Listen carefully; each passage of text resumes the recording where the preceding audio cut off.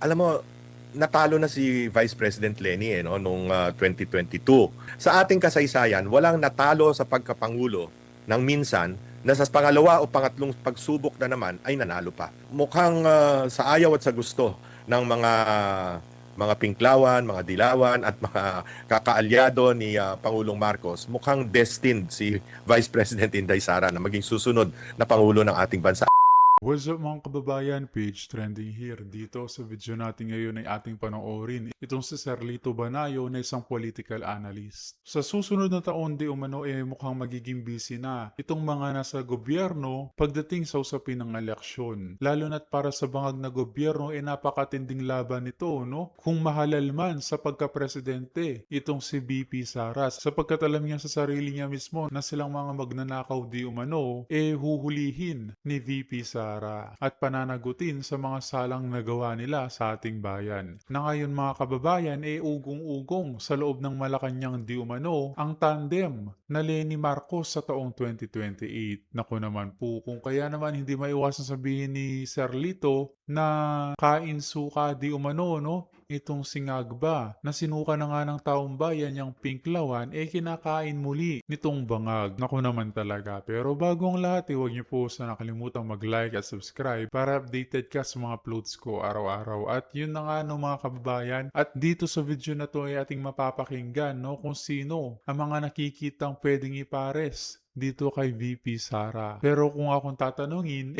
kung taga Luzon lang naman, wag na tayong lumayo pa, no? Dito na tayo kay Senator Rodante Marcoleta. Anong sa tingin niyo mga kababayan? Kung kaya naman hindi ko na patatagalin pa, heto na ang buong video. Nakikita nyo rin po ba sa 2028? Alam natin kung ang nai-imagine siguro ng ating mga kababayan pag ang Duterte ang nanalo sa 2028, yan yung kinatatakutan ng kasalukuyang administrasyon kasi isipin talaga nila mababalikan sila.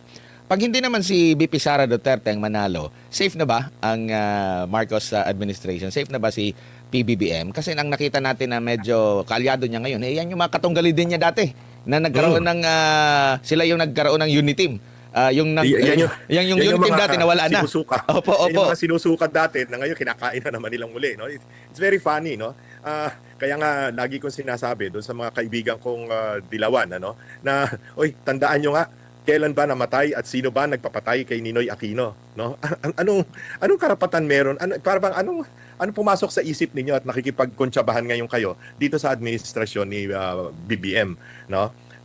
Kaya nakikita yan ng taong bayan, malinaw sa kanila na para bang itong mga ito sa paghahangad lamang na makabalik sa kapangyarihan ay gagawin ng lahat, no? Kaya nga yung isinuka na kinakain na muli, no? Napaka sa ating mga Pilipino hindi lang katawa-tawa kundi napakasamang ugali ng ganyan, no? Mabanggit ko lang, Admar, no? Recently halimbawa, may nilabas na survey. Hindi ko na babanggitin kung anong kumpanya ito. Pero ang pinalalabas, pagka daw may tambalang Lenny at Raffy Tulfo, angat na ng kaunti.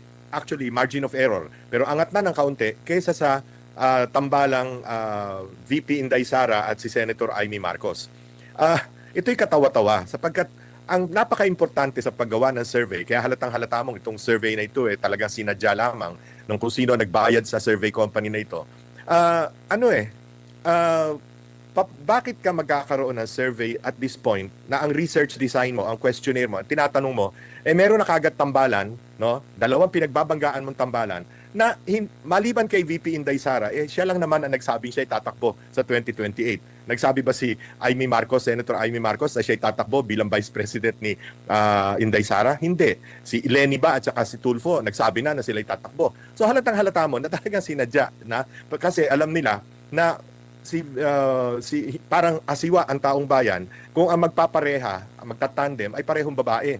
At wala naman sigurong pangalawa, ang ipapareho mo pa kay VP Inday Sara ay isang Marcos. So talagang sinadya yung tanong, no, para makakuha ng mas malaking boto para dun sa tambalang Lenny Tulfo na pareho naman hindi naman nagsasabing sila ay tatakbo.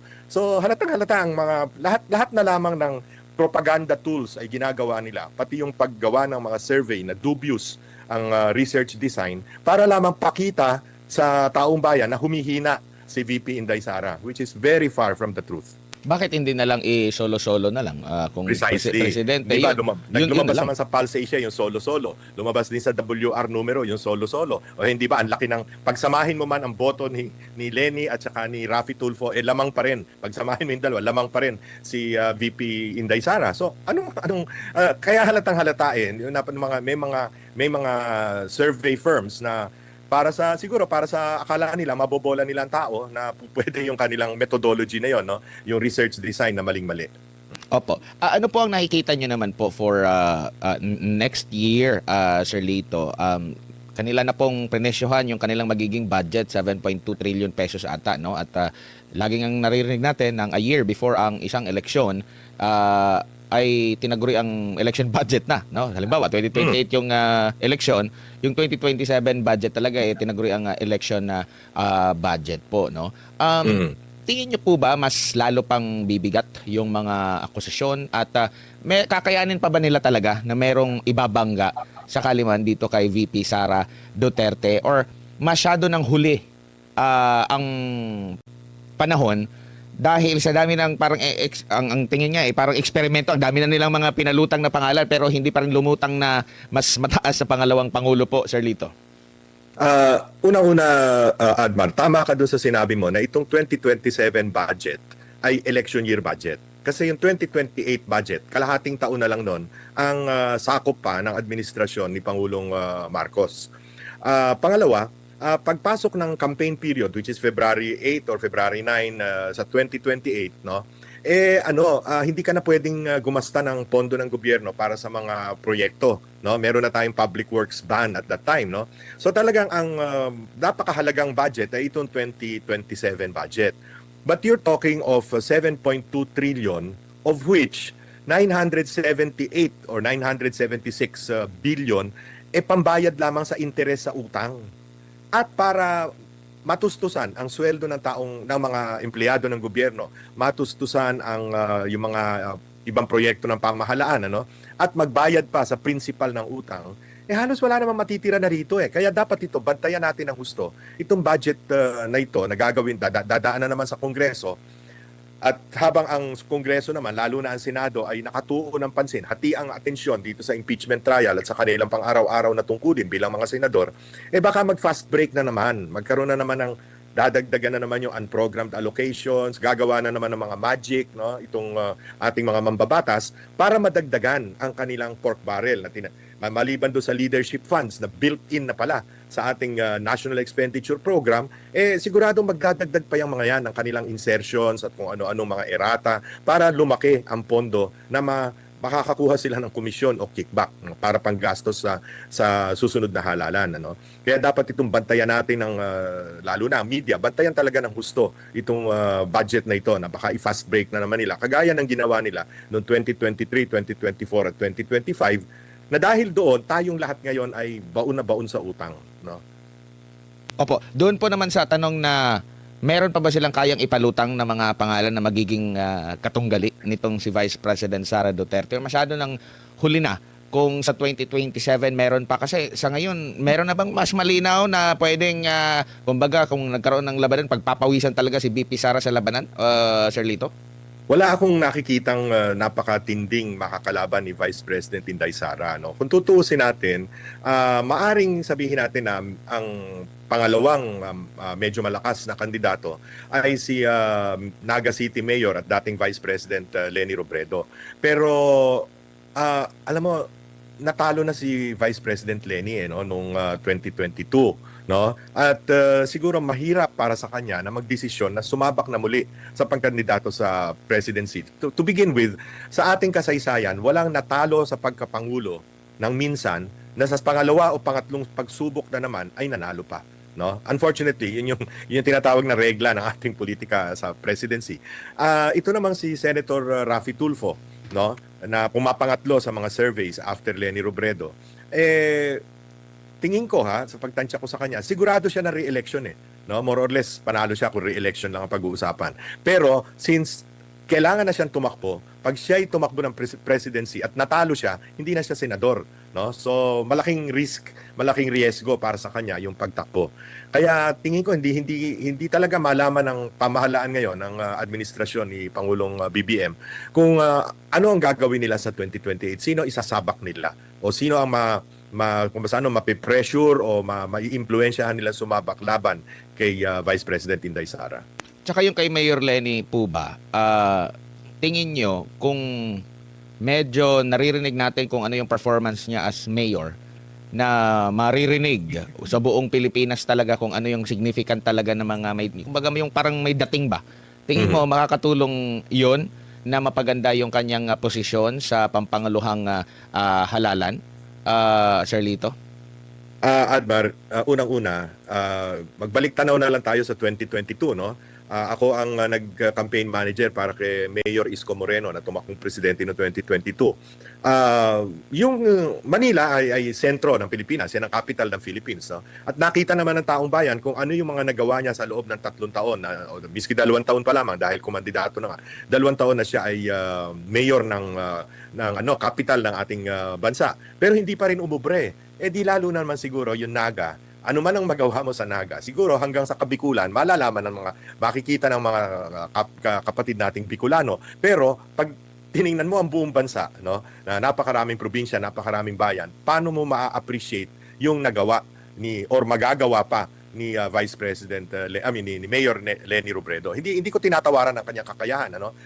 Pero yun na nga ibig sabihin, paano mako-communicate sa buong bansa na naging problema ni Mayor Isko Moreno ng Maynila, no? Paano niyang mapaparamdam sa buong Pilipinas noong 2022 yung kanyang mga mabuting nagawa sa Maynila. Eh di lalo na kung Naga ang ating pinag-uusapan. Unlike si Pangulong Duterte kasi nung tumakbo na noong 2016, 30 taon na mayor, no, ng Davao City.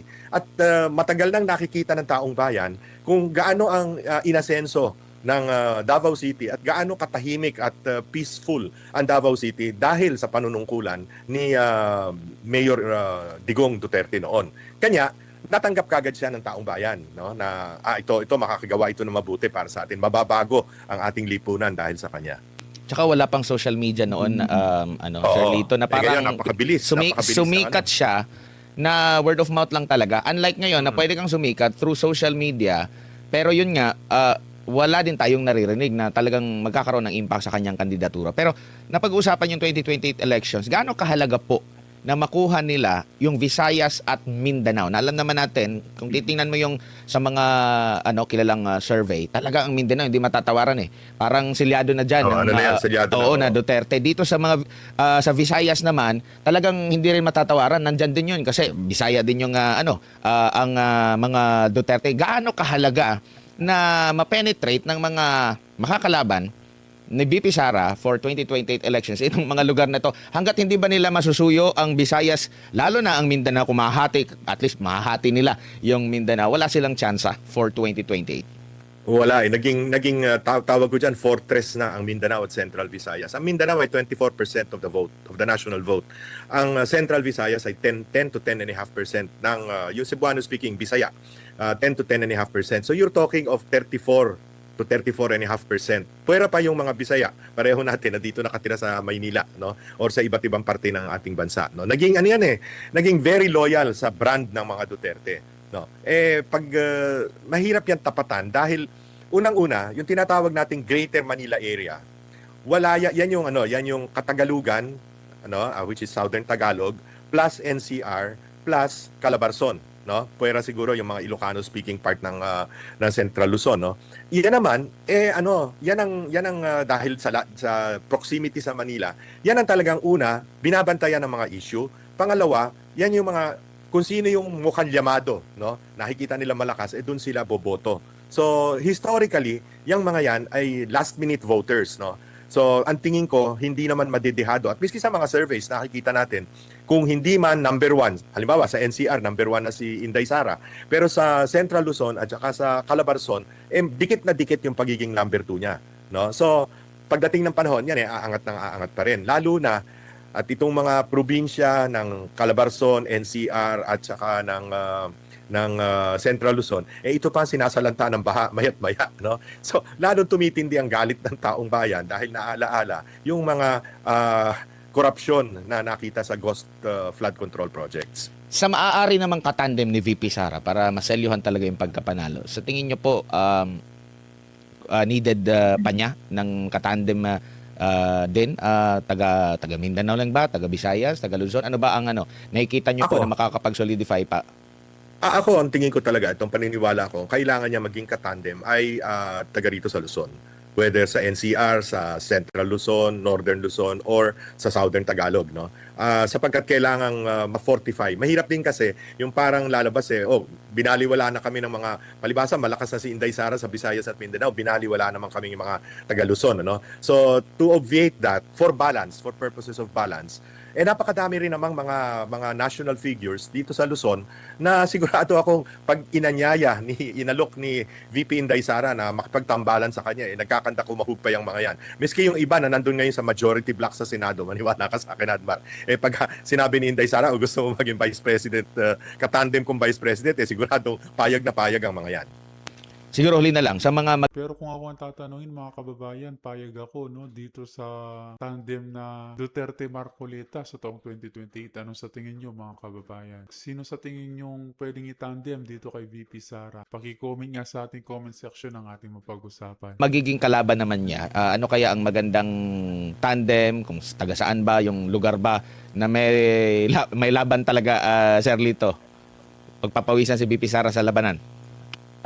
Mahihirapan kumuha ng, halimbawa, si Vice President Lenny, sino kaya ang kukunin niyang katandem? Yung kasing mga taga-administrasyon ngayon, karamihan yan, taga-kabinete o kaya taga-senado, pagka nire-rate ngayon 1%, mataas na yung 3%, meron pa nga 0.01% sa ibang surveys. Paano kang kukuha dun sa mga yon, di ba?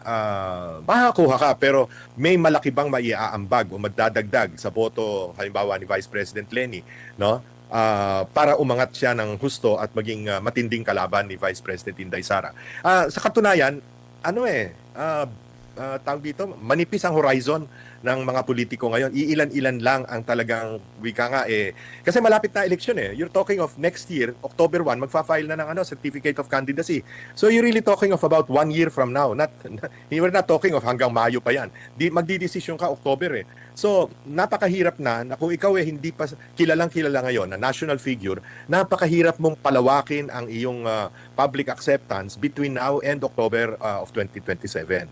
Kaya mukhang sa ayaw at sa gusto ng mga Pinklawan, mga Dilawan at mga kakaalyado ni Pangulong Marcos, mukhang destined si Vice President Inday Sara na maging susunod na Pangulo ng ating bansa. At harinawa ay gawin niya ang mga kailangan gawin para ma-reforma ng todo-todo itong ating bansa. Magkaroon ng reset. Wika nga, ayusin na talaga sapagkat napakabulok na ng sistemang umiiral sa politika ng ating bansa. Sir Lito, sa history po ba, sa mga ganitong panahon, ito na yung pag-iikot, pagpapakilala ng mga gustong tatakbo sa pagka-Pangulo. Naintindihan natin si VP Sara, nag-declare na siya kumbaga. Pero sa mga posible na magiging kalaban niya, meron ka bang naririnig? Or parang, meron akong isang pangalan na yung senadora, pero parang, alam mo yung parang nag-iikot na, nagpapakilala na, parang wala pa atang ganun, or ano pa yan? Nandun ba yan sa last year, like 2027, bago ang election, doon na yan natin makikilala? Or sa history ba, kahit even before, mga 2 years, 3 years before ang election, meron ng mobilization, Sir Lito?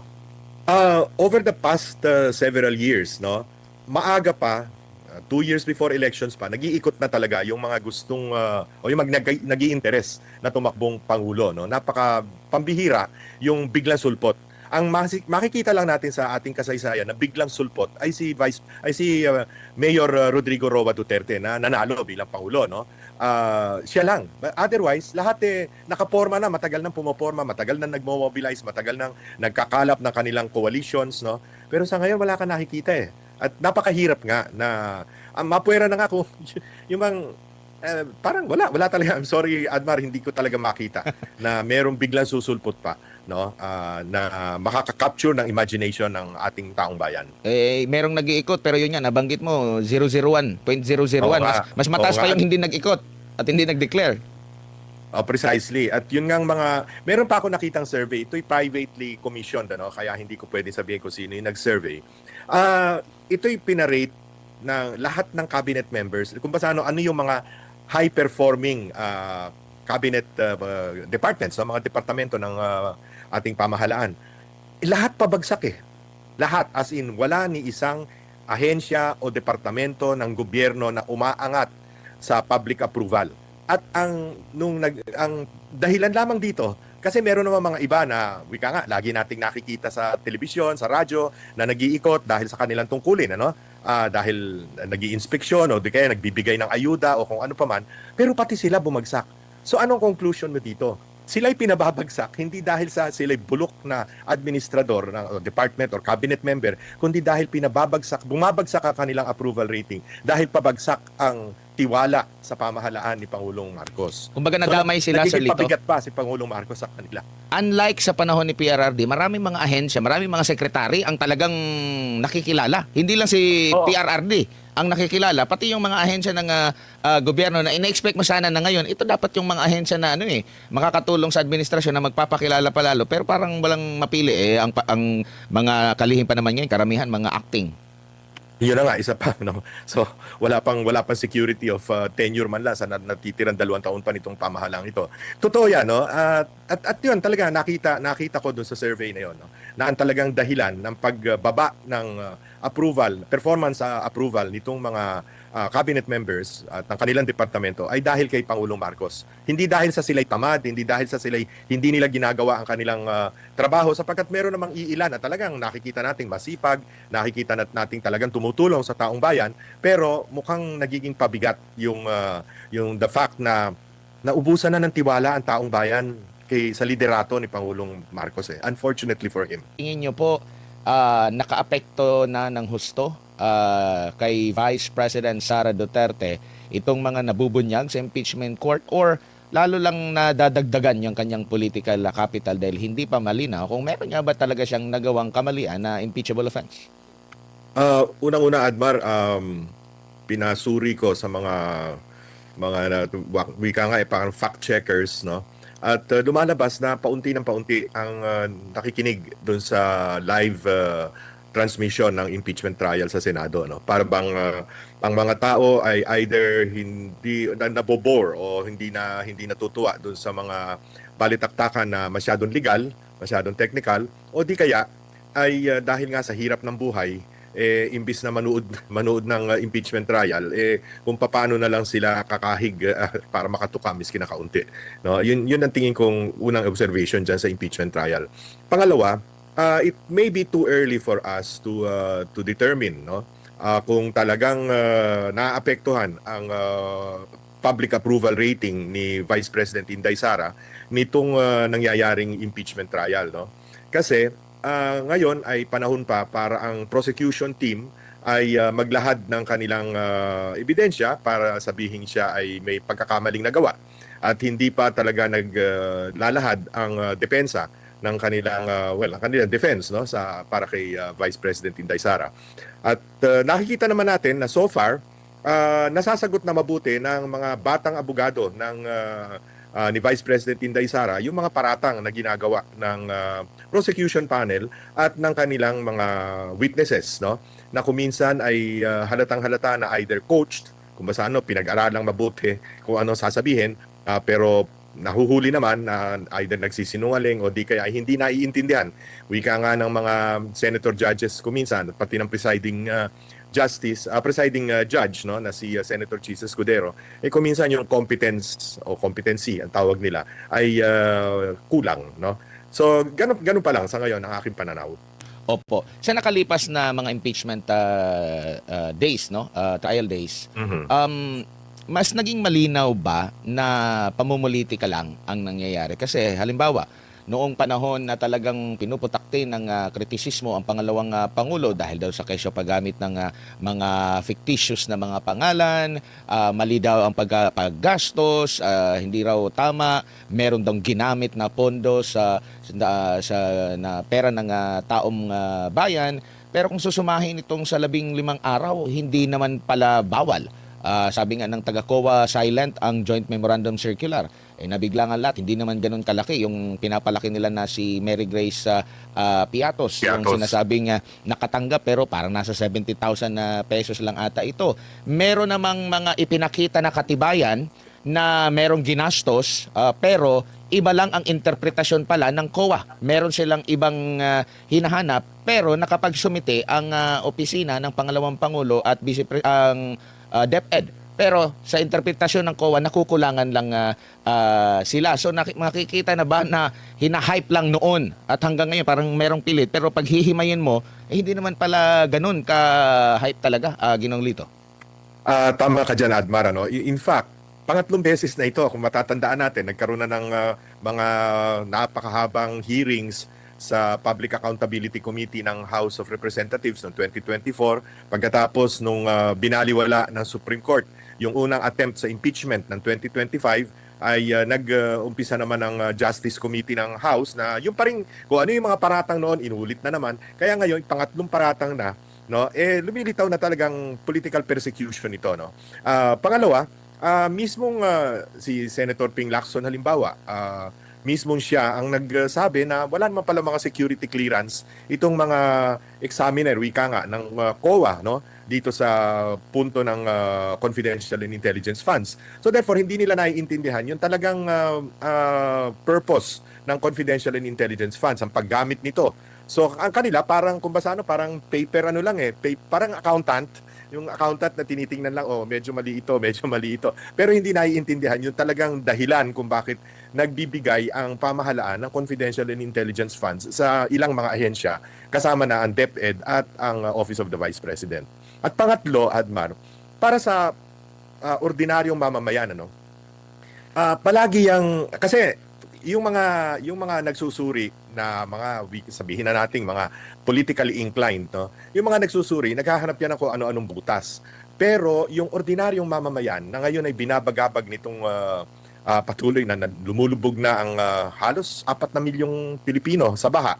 Ang laging sumasariwa sa kanilang isipan, napakaliit naman pala nitong tinatanong, iniimbestigahan dito kay Vice President Inday Sara na hanggang sa ngayon ay hindi naman nila mabigyan ng linaw na tunay. Samantalang napakalinaw sa pananaw ng lahat ng tao. Ang trilyong piso, bilyon-bilyon, daang bilyong piso na winaldas dito sa mga flood control projects at iba't iba pang mga corruption scandals dito sa pamahalaan. So, para sa ordinaryong mamamayan tuloy, ang nangyayari, bakit ninyo pine-persecute itong aming Vice President samantalang kayo mismo mga prosecutors, yung mga congressmen na nandoon, sila mismo yung kanilang mga distrito ang siyang binabaha ngayon at sila mismo ang siyang di umano ay kasangkot dun sa paglilipat ng pondo ng bayan para sa mga anomalous projects kasabwat ang DPWH. So, ganun ang tingin ng taong bayan Opo. Parang dragging na ba masyado, Sir Lito? Kasi naririnig na natin mula noon tapos malalaman, ay, yun lang pala. Parang mas may matinding problema pa tayo yung naubuksan na tungkol sa flood control project. Parang minumulto ang kasalukuyang gobyerno every now and then 2024 ata kung dito ako nagkakamali na pinagmalaki ng gobyerno natin may 5,500 hanggang sa finact check ng kalikasan kaliwat ka ng baha 2025 narinig natin yung mahiya naman kayo at hanggang sa kasalukuyan patuloy pa rin nangyayari ito. So kumbaga natatabunan na itong mga issue na na-erase laban kay Pangalawang Pangulo lalo na ngayon na unti-unting nabubuksan yung ayun lang pala, Sir Lito. Precisely, Admar, no? Wika ko nga samantalang lumulubog sa baha ang napakaraming mga Pilipino, tayong lahat ay we're drowning in debt, no? Tayo paano ba tawag doon? Ano ba drowning sa Lubog or pagkalunod. Lubog na rin tayo sa utang, di ba? Dahil nga dito sa sobrang katiwalian na ito, lumalabas ngayon halimbawa ang sa darating na taon, itong taong ito, no? Hanggang sa darating na taon, ang atin palang uutangin ay nasa 3.2 trillion pesos na naman para lamang matabunan yung mga utang din dati. Yung utang din natin dati na umaabot na sa 19.5 trillion, ang interest pala dyan nasa 970 billion pesos na babayaran natin ngayong taong ito. Kulang na nga ang ating pondo. At pag nalalaman ng tao yung mga ganyan datos, lalo nagiinit at kumukulo ang dugo dahil sila naman ay hirap na makaagapay sa taas ng presyo ng pangunahing bilihin at binabaha pa yung kanilang mga bahay. Di ba, pati nga mga simbahan, pinasok na ng tubig, pinasok na ng baha. Ngayon lang nangyayari sa ating bansa itong ganitong kalawak na iskandalo ng korupsyon. Opo. So, kasi inasahan natin na mahaba pa itong impeachment. Pero nakita nyo na ba, yung parang may yanig na nangyayari dyan sa impeachment na makakabawas sa ganda points ng pangalawang pangulo at makakadagdag sa pogi points ng kasalukuyang administrasyon, or hindi rin magkakaroon ng dagdag pogi points ang administrasyon dahil meron din siyang kinakaharap na problema na medyo mas malapit sa bituka ng mga kababayan natin? Tama yan, Admar. At kung tutuusin mo, itong mga sumalanta sa atin at nagdulot ng mga malalalim na baha, habagat pa lang ito. Wala pang tumatama sa ating bagyong malakas. Pag tumama sa atin ang bagyong malakas, at yan ay laging nangyayari tuwing panahon ng El Nino. Kasi pag mainit ang surface ng Pacific Ocean, ng dagat, lalong lumalakas ang mga bagyo. Pasalamat nga tayo at lumilihis sa atin at pumupunta sa Japan o sa China. Pero pagka tayo'y tinamaan na ng talagang malalakas na bagyo, ay kawawang-kawawa ang ating taong bayan dahil hindi lamang baha ang aabutin nila, kundi lilipa rin ang kanilang mga bubong ng kanilang mga bahay at ang kanilang mga pananim ay masasalanta ng todo-todo. That will create a major economic crisis, no?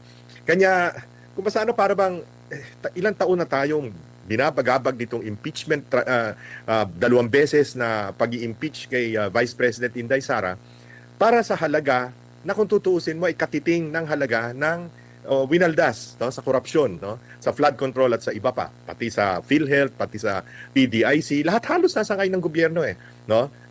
Pero nakatuon ng pansin ng ating mga politiko dito lamang sa impeachment trial, samantalang talaga ang taong bayan hindi na malaman kung paano ano kakainin sa kinagabihan o sa susunod na araw, no. Kaya sa tingin ko, sa aking pananaw, no, sa malaot madali, lalo lamang na bababa ang approval rating ng kasalukuyang administrasyon at lalo namang gaganda o tataas ang public approval at lalong-lalo na yung tiwala, yung trust rating na mas importante sa ating pangalawang Pangulo.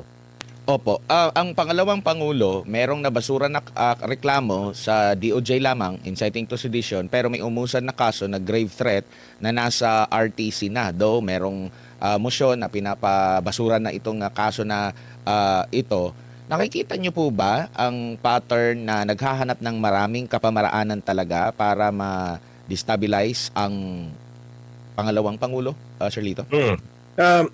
Sa mga abogado siguro, ang tawag dito ay forum shopping. Nandun na nga sa Senado, impeachment trial, pagkatapos maghahanap ka pa sa korte naman ng the same cases, no? Grave threats, yung unang-unang tinalakay sa impeachment trial, na nakita rin naman natin na may pinaghuhugutan yung bugso ng damdamin ni Vice President Inday Sara. Pero kaya halatang-halata na persecutory lamang ito no?